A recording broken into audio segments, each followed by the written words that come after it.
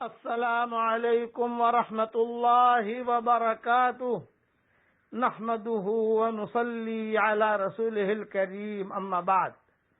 آج کا سبق سن لیجئے۔ آج کے سبق کی سرخی ہے حضور صلی اللہ علیہ وسلم کے سیرت کے متعلق پارٹ 14۔ اب حضرت حلیمہ نے شرطیں لگائیں، جو شرطیں لگاتی گئیں حضرت آمنہ جو ہے منظور کرتی گئی۔ ان شرطوں میں ایک شرط یہ تھی کہ ابھی بچے کو میں لے جا رہی ہوں، لیکن میرے ساتھ خود ایک بچہ ہے، کہیں کوئی کمی بیشی ہو تو تم جو ہے برا نہ ماننا۔ دوسرا ہے کہ مجھے کیا ملے گا۔ جب یہ جملہ کہا مجھے کیا ملے گا تو حضرت آمنہ نے اپنا گھر دکھا دیا۔ یہ کہا جو کہ میرا گھر یہ ہے اور یہ بچہ یتیم ہے۔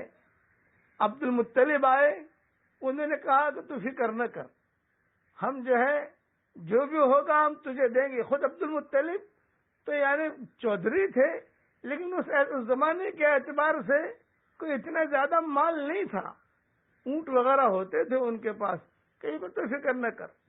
اب کتابوں میں لکھا ہے کہ حضور صلی اللہ علیہ وسلم کو حضرت حلیمہ نے اٹھایا تو حضرت حلیمہ کی گدھی تھی، کتابوں میں لکھا ہے کہ ان کی گدھی تھی، ساتھ میں یا اونٹنی تھی، کوئی بھی سواری تھی۔ یہ حضرت حلیمہ لے کر حضور صلی اللہ علیہ وسلم کو جب اونٹنی پر بیٹھی تو حضرت آمنہ نے جب دیکھا کہ میرا بچہ اب جا رہا ہے الحمدللہ، تو حضرت آمنہ بہت خوش ہوئی۔ پہلے غمی کے آنسو تھے، اب خوشی کے آنسو ہیں کہ بچہ جا رہا ہے۔ اس زمانے کا دستور تھا کہ پہلا دودھ ماں باپ کے سامنے وہ دودھ پلانے والی پلاتی تھی، تاکہ ماں باپ کو اطمینان ہو جائے کہ ہاں بچے نے دودھ پیا۔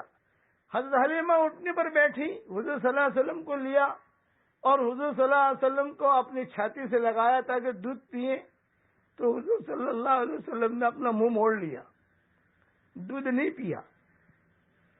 اب جب دودھ نہیں پیا تو آمنہ کو اور ٹینشن شروع ہو گیا کہ ارے بچہ تو دودھ پی نہیں رہا ہے۔ بہت کوشش کی لیکن حضور جو ہے وہ دودھ نہیں پیتے تھے۔ تو کسی نے نیچے سے کہا، جو لوگ کھڑے تھے، بھئی دوسری چھاتی دو، تو دوسری چھاتی دی۔ حضور صلی اللہ علیہ وسلم نے دودھ پینا شروع کر دیا۔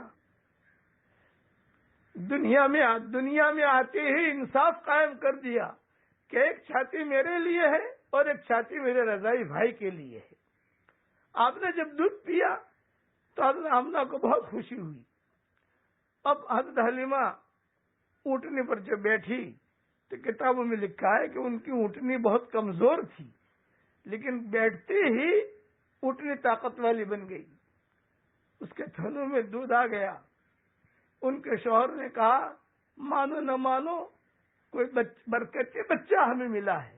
ہمارے والد صاحب رحمۃ اللہ علیہ اس مضمون میں ایک جملہ کہتے تھے کہ حضور صلی اللہ علیہ وسلم یتیم تھے، حضرت حلیمہ نے اس یتیم کو لیا تو برکتیں ملنی شروع ہو گئیں۔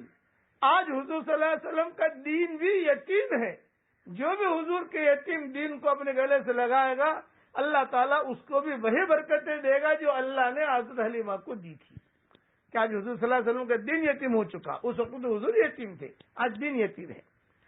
اب حضرت حلیمہ کے شوہر نے جلدی جلدی اس کا دودھ دویا، دودھ دو کر خود بھی پیا، حضرت آمنہ کو بھی پلایا اور جو ہے حضرت حلیمہ کو بھی پلایا، اور خوش ہو گئی کہ چلو کوئی برکتی بچہ ہمیں مل گیا ہے۔ اونٹنی طاقتور بن گئی، حضرت حلیمہ بھی طاقتور بن گئی، دودھ آ گیا۔ اب یہ قافلہ روانہ ہوا۔ جب قافلہ روانہ ہوا تو حضرت آمنہ باہر نکل کر دیکھ رہی تھی کہ بچہ جا رہا ہے۔ آپ تو جو ہے معصومیت میں تھے، چھوٹے تھے، کچھ پتہ نہیں، لیکن بعض سیرت کی کتابوں میں یہ بھی لکھا ہے کہ حضور صلی اللہ علیہ وسلم بھی مڑ مڑ کے جب قافلہ جا رہا تھا تو حضور بھی مڑ مڑ کے حضرت آمنہ کو دیکھ رہے تھے، جیسے چھوٹا بچہ دیکھتا ہے۔ اور حضرت آمنہ بھی جو وہ دیکھ رہی تھی کہ یہ بچہ مجھ سے رخصت ہو رہا ہے۔ جہاں تک نظر پڑتی گئی حضرت آمنہ کی، جب تک وہ اجل نہیں ہوا، پہاڑوں کے درمیان، ابھی پہاڑوں پر چڑھے نہیں ہیں، ابھی دکھائی دے رہے ہیں. تو آمنہ جو ہے وہ دیکھتی رہی، یہاں تک کہ بعض سیرت کی کتابوں میں لکھا ہے کہ اٹھنے کے ساتھ جہاں تک چل سکتی ہے رخصت کرنے کے لیے حضرت آمنہ بھی چلی اور عبد المطلب بھی چلے، چچا بھی چلے، جہاں تک ممکن ہو سکتا ہے کہ وہ چلو جہاں جتنا ہو سکے. پھر بعض سیرت کی کتابوں میں یہ لکھا ہے کہ جب آگے نہیں جا سکتے تو کہا کہ لاؤ بچہ دو، بچے کو لیا، پیار کیا، حضور صلی اللہ علیہ وسلم کو لیا اور پیار کیا، دادا نے بھی پیار کیا، چچاؤں نے بھی پیار کیا اور بچے کو دے دیا کہ جاؤ لے کے جاؤ، اور روتے ہوئے گھر پر واپس آ گئے. بقیہ تفصیل کل پوری کروں گا انشاءاللہ. پڑھو میرے ساتھ. سبحان ربک رب العزت عما یصفون وسلام علی المرسلین والحمد للہ رب العالمین.